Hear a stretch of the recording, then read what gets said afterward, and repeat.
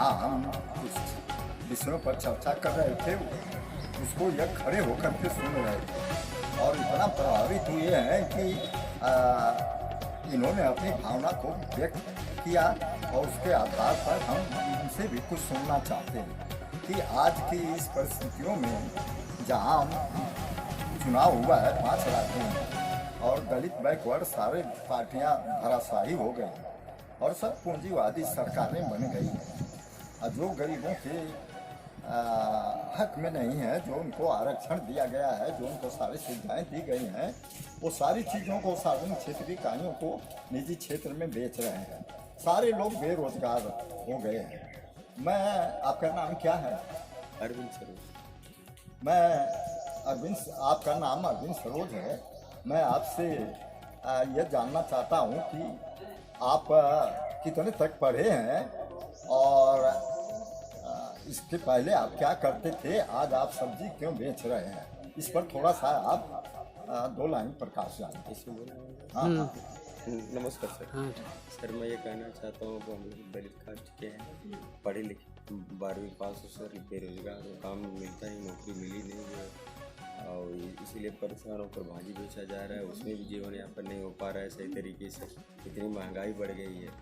तो योगी जी और मोदी जी पूंजीपतियों का भी साथ दे रहे हैं, कम से कम इतना तो उनको करना चाहिए, वैकेंसी निकालना चाहिए कि हमारे जो एक दलित वर्ग सब लोगों को एक समान रूप से नौकरियां मिले और सबको फ़ायदा पहुँचे। और दूसरी बात जो है, दलित वर्ग हमारा तो बहुत पीछे का पीछे है, कहाँ उठा है, कोई नहीं उठा कि 10 साल हो गया, उसके पहले कांग्रेस थी, अब अभी मोदी जी आए हैं, फिर भी नहीं कुछ कोई प्रोग्रेस हुआ। हमारी दलित पिछड़ी जातियाँ पीछे ही रह गई हैं।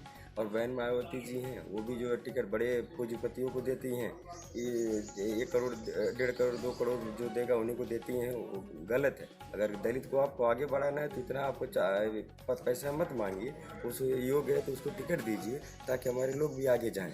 और बड़ी पूंजीपतियों का आप देंगे टिकट, वो उतना पैसा पाएंगे, निकालेंगे अपना, पहला तो अपना पैसा निकालेंगे, उसके बाद ही कुछ आगे काम करेंगे।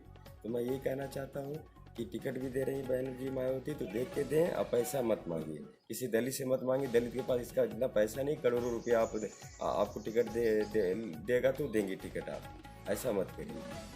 हमारी जातियाँ तो पिछड़ी है ही है साहब, इसमें कोई सुधार नहीं है। जब से मोदी जी आए तब से भी कोई सुधार नहीं है, हमको तो नहीं लगता कि आगे होगा। और ऐसे महंगाई बढ़ रही है दिनों के दिन।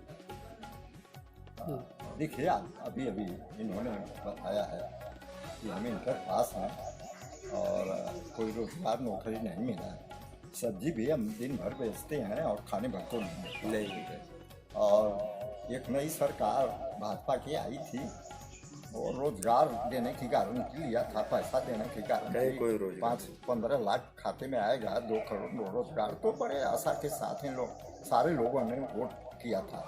लेकिन यह 2014 के चुनाव, 17 के चुनाव में ऐसा नारा था और फिर भी आज 2022 है, इस 22 में भी ये सारे लोग वोट दिए और वो सत्ता में पूर्ण बहुमत से सत्ता में आ गई। तो इसके विषय में आप क्या करना चाहें, कैसे इतना वोट पा गई है? वोट पाने का मतलब साहब ठीक है, पब्लिक ने विश्वास से वोट दिया, लेकिन पब्लिक का भी आप लोग ये करिए कि पब्लिक को जो है कि महंगाई कम करिए, तो रोज़गार दीजिए पब्लिक को। थोड़ा जो एक भाई हमको नौकरी मिली और महंगाई भी कम हुई है, ऐसा कुछ नहीं हुआ। इनसे अच्छी तो कांग्रेस थी, इतनी महंगाई नहीं थी। जब से मोदी जी आए हैं, ठीक उन्होंने प्रोग्रेस किया, मैं मानता हूँ, लेकिन महंगाई कितनी चरम सीमा पर पहुँच गई है, इसका भी तो उनको सोचना चाहिए। तो इसलिए मैं कहता हूँ कि महंगाई कम किया जाए, गरीबों को जो है थोड़ा ध्यान दिया जाए, दलित वर्ग को भी ध्यान दिया जाए कि उनको भी साथ साथ लेके चलें। सबका साथ सबका विकास ऐसा नहीं, ये गलत बात नहीं है। विकास हो, मतलब विकास तो हुआ है, लेकिन सबका साथ सबका विकास नहीं हुआ। दलित तो दलित पीछे ही रह गए और जो पूंजीपति हैं आगे बढ़ गए हैं, और वही हो रहा है साहब। ये कह रहे हैं कि विकास तो हुआ है, लेकिन जो जहाँ है वही जगह रह गया, तो फिर कहाँ विकास हुआ? विकास तो जस का तस रह गया, लेकिन उसको ये विकास की बात कह रहे हैं, जहाँ है वही जाए, विकास की बात कह रहे हैं। अब भी दिमाग में, और यहाँ सारा वोट धर्म के नाम पर हुआ, मंदिर के नाम पर हुआ है और हिंदू मुस्लिम के नाम पर सारे लोग वोट कर रहे हैं और अपने अधिकार के पर स्वास्थ्य संबंधी अधिकार और शिक्षा का अधिकार, रोजगार का अधिकार, ये सारे सवाल पर चुप्पी साधे हुए हैं सारे के सारे लोग। तो इसमें आप जो है अभी वही सवाल पर खड़े रहेंगे कि ये जो धर्म का नाम है, मंदिर मस्जिद का नाम है हिंदू मुस्लिम का, उसको त्याग करके कोई नया विकल्प ऐसा ले आइए जिससे कि ये सरकारें जाएं और दूसरी सरकारें आएं। इस पर क्या कहना? नहीं, अभी योगी जी जो है कि फिर से जनता ने उनका साथ दिया है और वो जीते भी हैं। खुशी की बात है कि वो जीत गए, अच्छी बात। लेकिन दलित वर्ग को भी वो, हम यही आशा करते हैं कि दलित वर्ग को भी वो जो कोटे से उनको जो है कि नौकरियां दिलवाएं और महंगाई को कम करें। हमारा ये विश्वास भी था कि योगी अगर जीतेंगे तो कुछ आगे करेंगे। तो उनका अभी 5 साल आने वाला है, 5 साल में देखा जाएगा। अगर उन्होंने नहीं कुछ किया तब कुछ आंदोलन होगा उसके बारे में, ताकि अपनी छोटी जातियाँ पिछड़ी जातियों के लिए कुछ करना होगा। योगी जी के लिए मैं यही कहना चाहता हूँ कि दलित वर्ग के लिए नौकरी निकालें और दूसरी चीज़ें महंगाई कम करें। मैं यही कहना चाहता हूँ। ऐसा है कि भाई योगी जी तो आए हैं, योगी के क्रियाकलाप अभी जीतते ही जश्न मनाया गया, बोल रेजर का नारा लगाया गया कि बोल रेजर बन के तैयार हैं।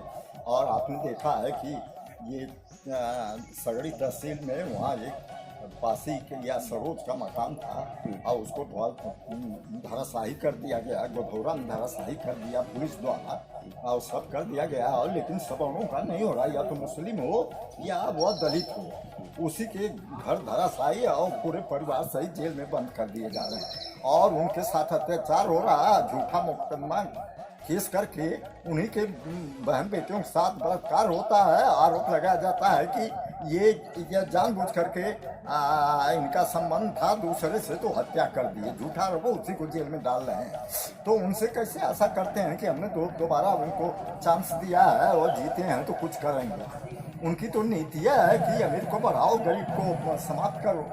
तो आप अभी दिमाग में इस तरह का भ्रम पाले हुए हैं, तो आप कोई विकल्प ऐसा बताइए कि जिससे कि ये भ्रम टूटे और सब लोग सोचना विचारना। और देखिए, आप कहने से कुछ नहीं होगा जब तक आप आंदोलन में नहीं करेंगे। अधिकार तभी मिलता है जब आप मांगते हैं, लड़ते हैं। तो आप बताइए कि इन स्थितियों में क्या किया जाए, कैसे लड़ा भिड़ा जाए? कुछ आपको दिखाई दे रहा है या कुछ सुझाव है? सुझाव ये है साहब, अगर पूरी पब्लिक एक होगी, दलित वर्ग एक होगा, जहाँ पर सब लोग जाएंगे वहाँ हम भी जाएंगे। कोशिश की जाएगी। अगर ये नहीं करते हैं, समाज को आगे नहीं बढ़ाते हैं या नौकरी नहीं देते हैं, तब इसके ऊपर आंदोलन किया जाएगा। जितने लोग हैं सब एकजुट होंगे, फिर आंदोलन होगा। हमको तो आशा थी योगी जी बने, ठीक है, अच्छी बात है, लेकिन उनको भी चाहिए, उनका भी कर्तव्य है वो जो है कि अपने दलित वर्ग को जो है कि नौकरियां दिलवाएं। एक बेचारे ऐसे गरीब हैं, उनके पास कुछ है नहीं है। दूसरा चीज़ जो है कि नौकरी दिलाएं, महंगाई कम करें। खत्म कर लिया माता। आप हम लोग बीच में आप सरोज दी ने ये सब कहते अपने विचार को व्यक्त किया और उन्होंने वादा किया है कि अभी योगी जी को देखना है, क्या है क्या नहीं करते हैं, तब हम ढूंढेंगे। तो वही कहावत है कि न मन गेहूँ न हुई राधे गौने चाहिए। ये तब तक सारा जो भी थोड़ी बहुत है कार ख़त्म करके आए इस स्थिति में ला देंगे कि आप आवाज़ भी बुलंद नहीं कर सकते अपने अधिकार की मांग। जो ही मांग शुरू करेंगे तो ही आपको जेल के शिकंजे में बंद कर दिया जाएगा। तो ये स्थितियाँ अब आ गई हैं और वह दिन दूर नहीं आपको देखने को मिलेगा। केवल आपको मुफ्त में भोजन, अन्न और चना, तेल और नमक दे दिया जाएगा। आप घर खाइए बैठ करके और आलसी हो जाइए।